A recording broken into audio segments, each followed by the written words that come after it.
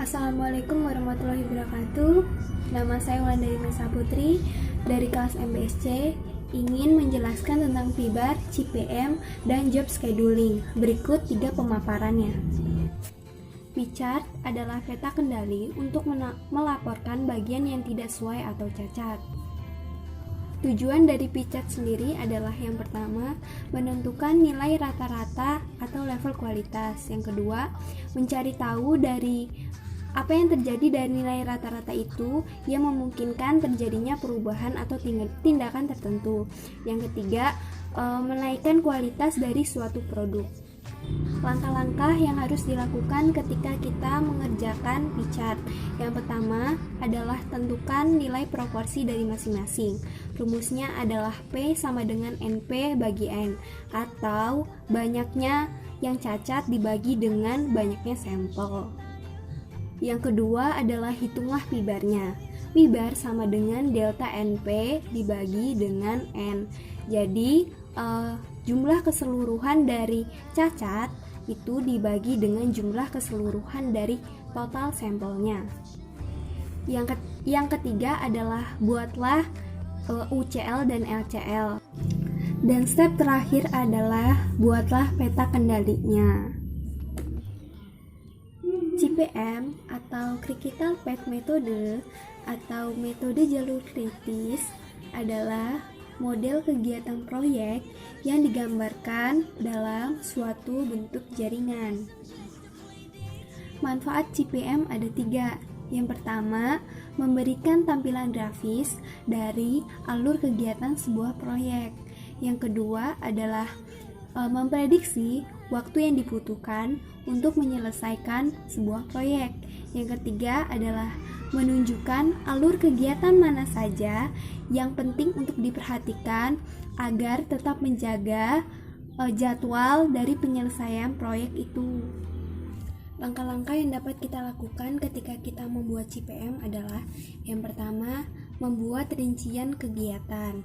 Jadi rincian kegiatan ini isinya durasi dan identifikasi kegiatan mana saja yang akan dikerjakan terlebih dahulu. Yang kedua adalah mengurutkan kegiatan tersebut. Jadi setelah kita tahu mana kegiatan yang harus kita lakukan, kita urutannya berdasarkan yang kita mau. Yang ketiga adalah susunlah perkiraan waktu sesuai dengan waktu yang telah ditentukan. Jadi misalnya kita butuh waktu 2 minggu, jadi dari urutan kegiatan itu kita perkirakan waktu mana saja yang lebih efektif. Dan yang terakhir adalah CPM-nya. CPM itu sendiri adalah berupa garis lurus yang biasanya kalau di POM itu berwarna merah. Jadi itu adalah rangkaian paling panjang, dan apabila salah satunya tidak ada, bisa jadi ia terganggu. Job scheduling adalah salah satu dari beberapa buah aturan, mekanisme, dan prosedur di dalam sistem operasi terkait dengan urutan kerja yang dilakukan oleh komputer dan sistem komputer. Jenis-jenis job scheduling. Yang pertama, penjadwalan jangka panjang atau long term. Yang kedua, penjadwalan jangka menengah atau medium term. Yang ketiga, penjadwalan jangka pendek atau short term. Dan yang terakhir adalah penjadwalan IO. Tujuan dari job scheduling sendiri adalah mengoptimalkan penggunaan sumber daya yang ada sehingga tujuan secara keseluruhan dapat terpenuhi. Baik, saya akan memberikan contoh soal mengenai job scheduling atau penjadwalan. Bank Indonesia sedang membuka lamaran pekerjaan.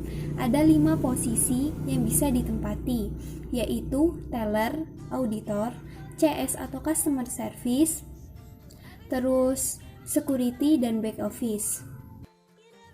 Dari 5 lowongan pekerjaan ini akan diisi oleh 5 pelamar kerja, yaitu Angkasa, Abi, Dirga, Panca, dan Raka. Jadi, di sini kita akan mencari posisi mana yang tepat agar sesuai dengan kemampuannya. Baik, di sini saya akan menjelaskan menggunakan aplikasi POM Job Scheduling. Pertama kita klik modul, pilih assignment, pilih new, kemudian muncul begini. Pada bagian title atau judul, kita ganti Bank Indonesia sesuai dengan nama perusahaannya. Baru pada job dan si pelamar kerja matching itu masing-masing 5 dan akan muncul seperti ini.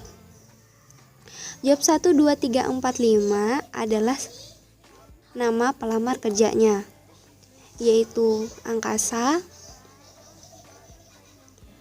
Abi,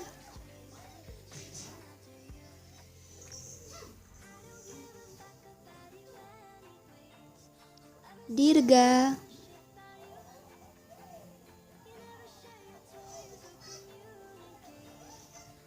Panca, dan yang terakhir adalah Raka. Pada bagian matching, kita tulis lowongan pekerjaannya. Yang pertama teller, yang kedua auditor, yang ketiga adalah CS atau customer service, yang keempat adalah security,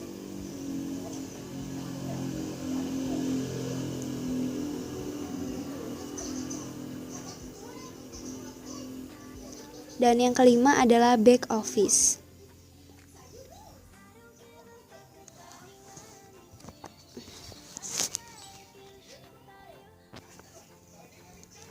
Nah, pada kosong-kosong ini yang pada nilai 0 itu kita isi dengan nilai atau sesuai dengan kemampuan apa saja si pelamar kerjanya. Jadi kita isikan mulai dari Angkasa, detailer 80, auditor 75, CS 60, security 90, dan back office 70.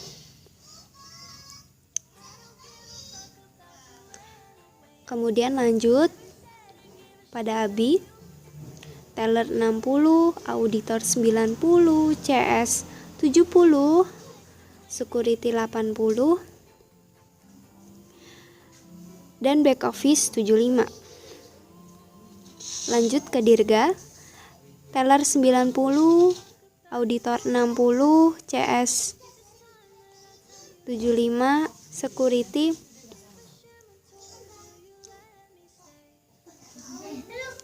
70, dan back office 80.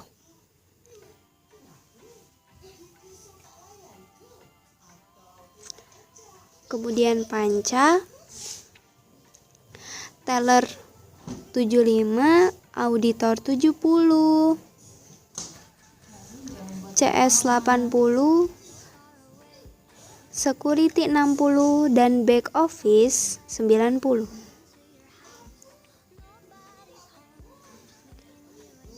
Raka, teller di 70, auditor di 80,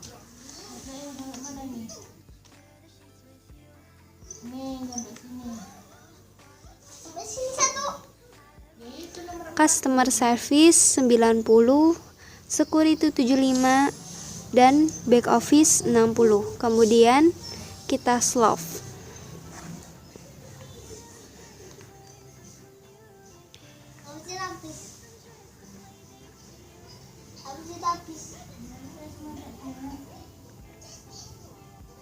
Di sini akan muncul hasil Angkasa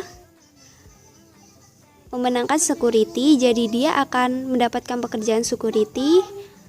Abi di auditor, Dirga di teller, Panca di back office, dan Raka di customer service. Baik, saya akan memberikan contoh soal mengenai P-chart. Sebuah perusahaan ingin mengambil 5 sampel masing-masing 10 pengembalian yang terdiri dari 2, 9, 7, 5, 3. Baik, di sini Saya akan menjelaskan tentang P-chart atau peta kendali mengenai hasil beberapa sampel yang cacat atau tidak sesuai dengan prosedur.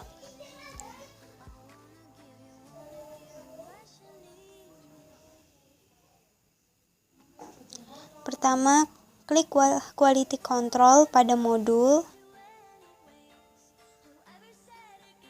Kemudian akan muncul seperti ini. Pilih sampelnya ada 5 karena diambil selama 5 kali. Kemudian kita klik sampel 1, 2, 3, 4, 5-nya.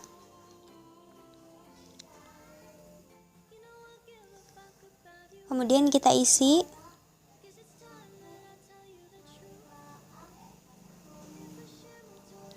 Sampel size yaitu 10 karena tiap kita mengambil satu sampel kita akan mencari dari 10. Sampel pertama ada 3 yang cacat, sampel kedua ada 5 yang cacat, sampel ketiga ada 7 yang cacat, sampel 4 ada 2 yang cacat, dan sampel 5 ada 9 yang cacat.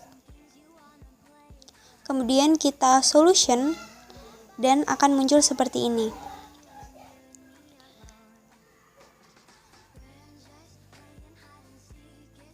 Ini proporsi P-bar, UCL dan LCL-nya sudah diketahui. Jadi kita tidak perlu lagi mengerjakan cara manualnya.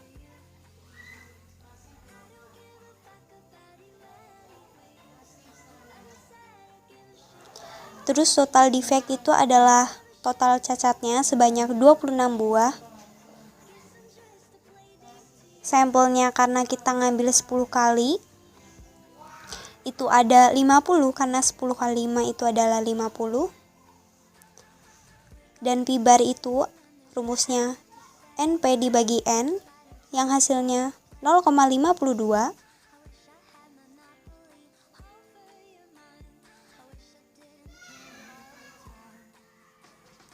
Dan ini UCL dan LCL-nya.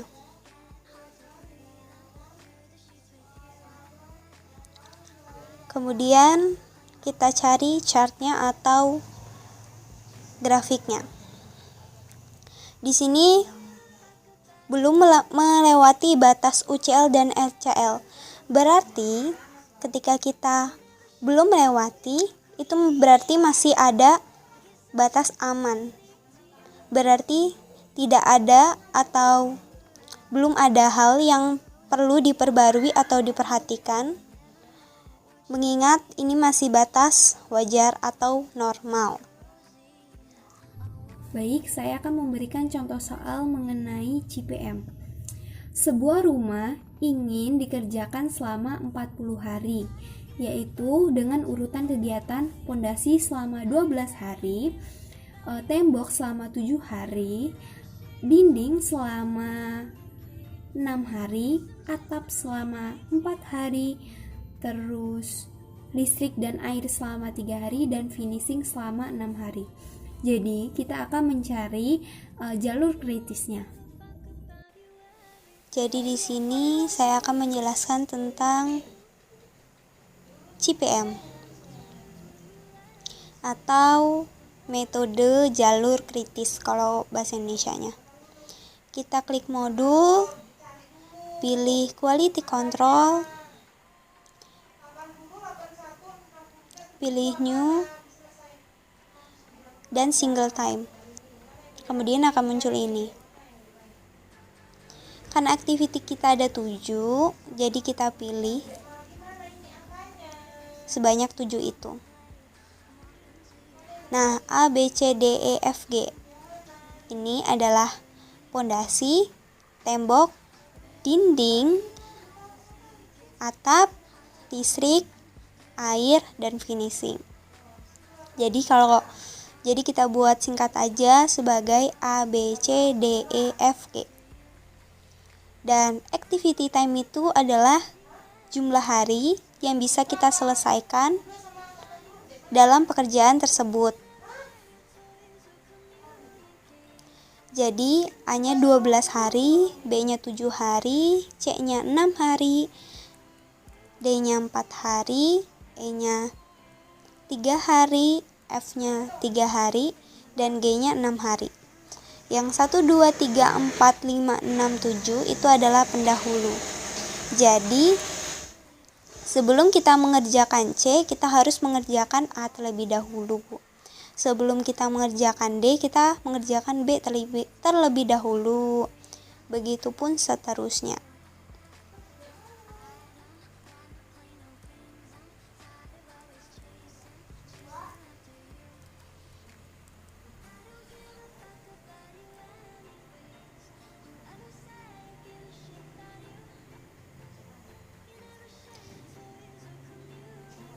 Kemudian kita solution dan akan muncul ini.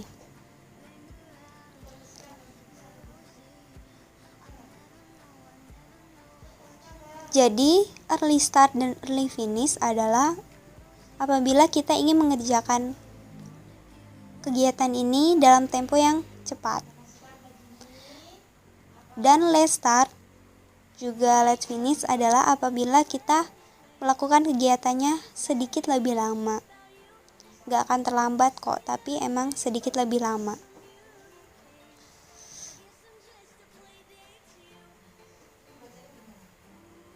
Dan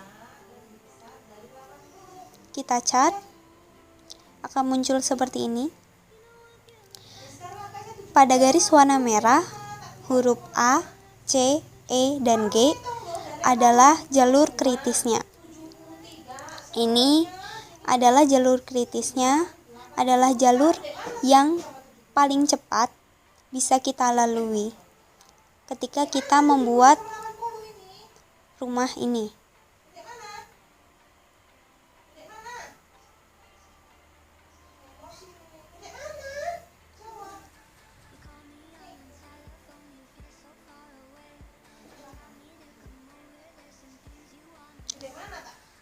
Kemudian yang warna biru ini adalah early time. Jadi yang angka ini adalah harinya. Ini adalah cara kita mempermudah untuk melihat.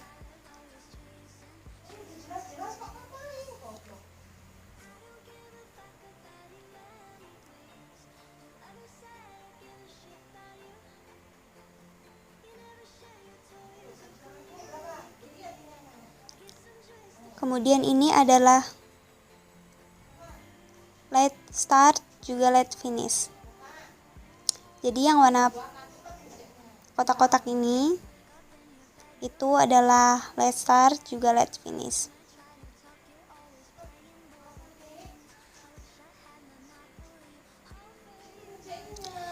Dan ini adalah gabungan dari keduanya. Jadi itu saja yang bisa saya sampaikan. Kurang lebihnya saya mohon maaf. Saya akhiri. Wassalamualaikum warahmatullahi wabarakatuh.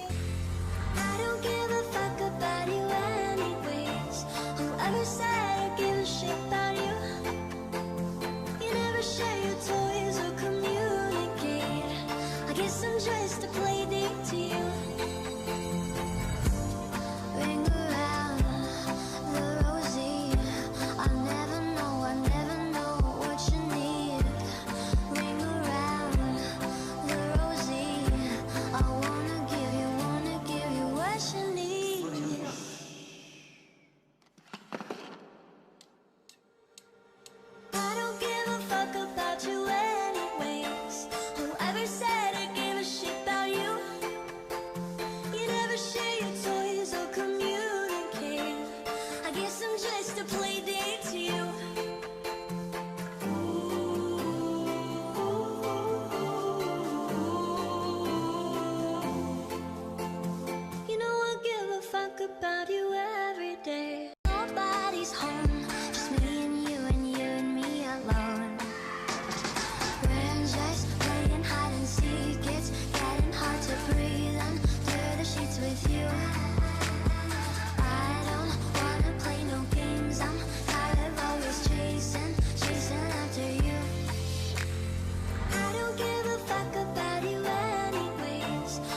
never said I give a shit about you. You never share your toys or communicate. I guess I'm just a play date to you.